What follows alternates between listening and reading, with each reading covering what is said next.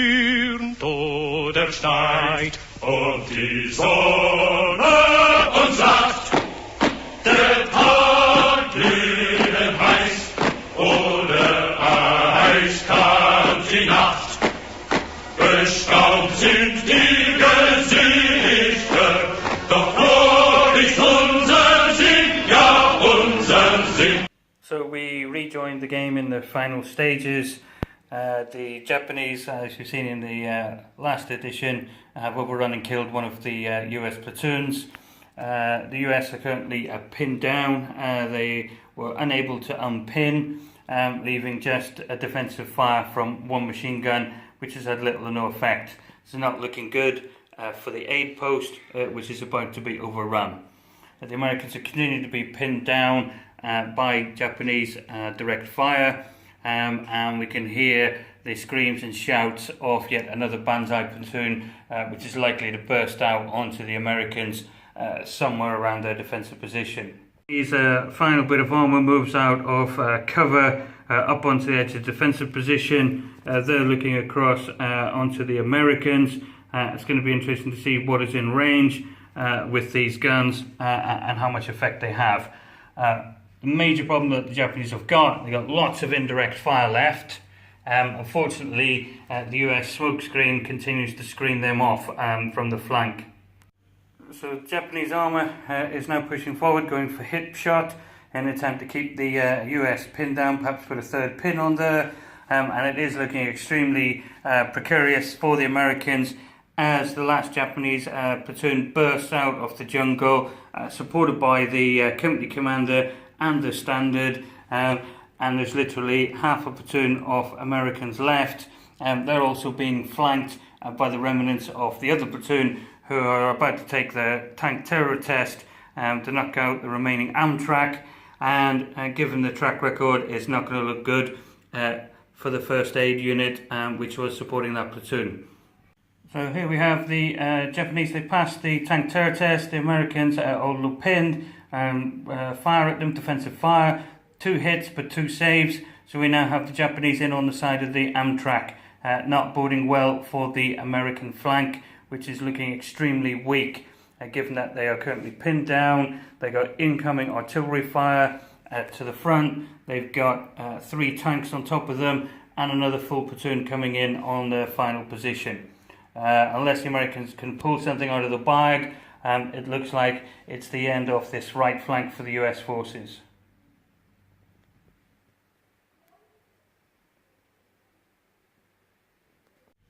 Again, gaming aids are really important. Here we see the use of the periscope to see if the 3 self-propelled guns can observe the American positions. If you were doing a bird's eye view of this game with straight line of sight, you would say that they could see at least this end Sherman. In reality, they can barely see above their own defensive positions and their own troop position. So no direct or indirect fire, and have the Japanese perhaps showed their hand too early for the secret weapon that they were holding back on the US flank. Time will tell as we get ready for the American final assault up onto the position. As we said, over on the other flank, not much the Americans can do. They're totally pinned down. They're surrounded effectively on 2 flanks, with the Japanese to the front, the Japanese on the right flank. They have a major river to their back, only one Amtrak, which isn't enough to lift everyone. Even if they wanted to, they're pinned down, and on the other flank, another river. So basically they're boxed in. They've got next to no indirect fire support because it's all focusing on the US final assault, and it was a great piece of play so far by the Japanese, effectively splitting the US forces in 2, dragging the main US assault in onto the defensive position, thereby forcing the Americans to pull all their firepower in. This has left the other platoon on the right flank totally isolated, while the Japanese surround them and prepare to finish them off in their next turn.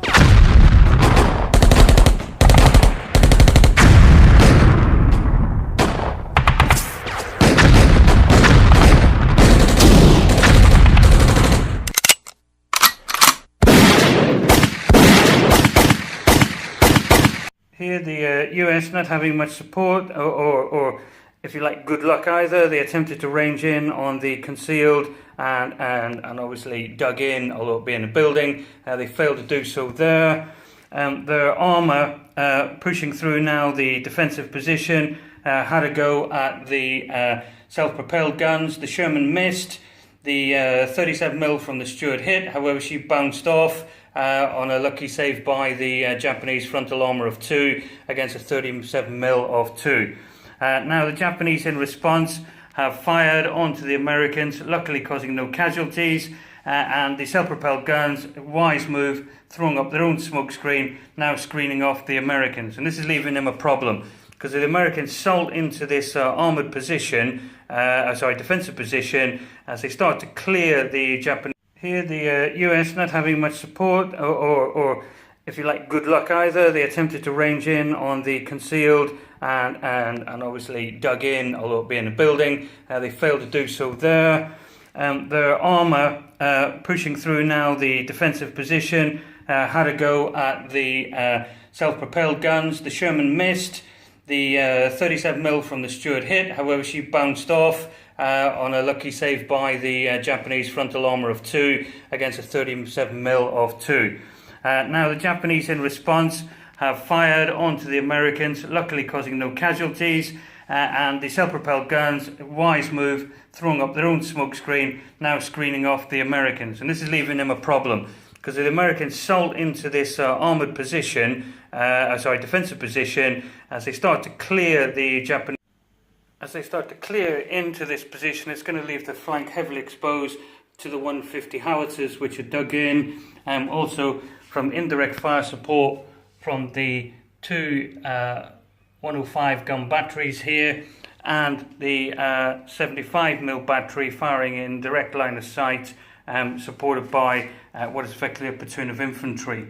Perhaps more importantly, the real challenge the Americans have got is actually over here on the other flank, where the platoon is literally being overrun by Japanese infantry, taking them in the flank, the rear, and supported by 3 medium tanks.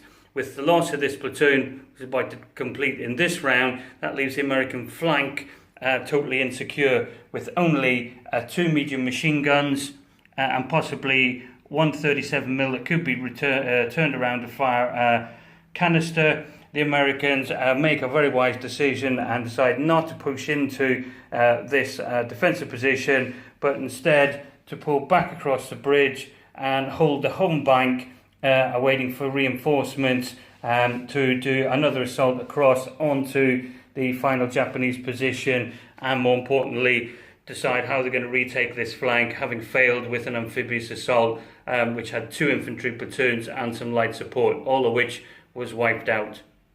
And here you can see just how hopeless it is for the Americans out here on the right flank. They got 3 medium tanks pushing in, looking just to overrun the Americans, pushing the others into the river to take a skill test. Meanwhile here, they're getting assaulted in the flank and into the rear of their defensive positions by multiple sword-armed troops, and to the front, an absolute horde of Japanese pouring down onto the American position. They're outnumbered about 5 to 1 here. They've got nowhere to go. The front and flank is totally taken. To the rear, they've got obviously the river, which they'd have to swim, and they'd be gunned down in the river. And over to the right flank, again, they're blocked by a smaller river, making it difficult going, and effectively they got nowhere to run to, and it's going to be all over for them at the end of this round. So thank you very much for watching my test play here for Actung Panzer in Southeast Asia, test play US Marine Corps against the Imperial Japanese Army. It was an offense game where the Americans had a challenging mission, effectively to do an assault river crossing, seize the bridge, and then sweep up to destroy this Japanese defensive position and take the guns which are in these caves on the edge of the mountain. The Americans had about 30% extra in terms of points, but a lot of lessons learned. And we'll pick that up next week when we do a battle review, lessons learned from the game, what did we pull out of Actung Panzer and the battle deck, And then the following session I'll probably do a pure session, not on gaming, but actually on the terrain, because I've had a lot of questions.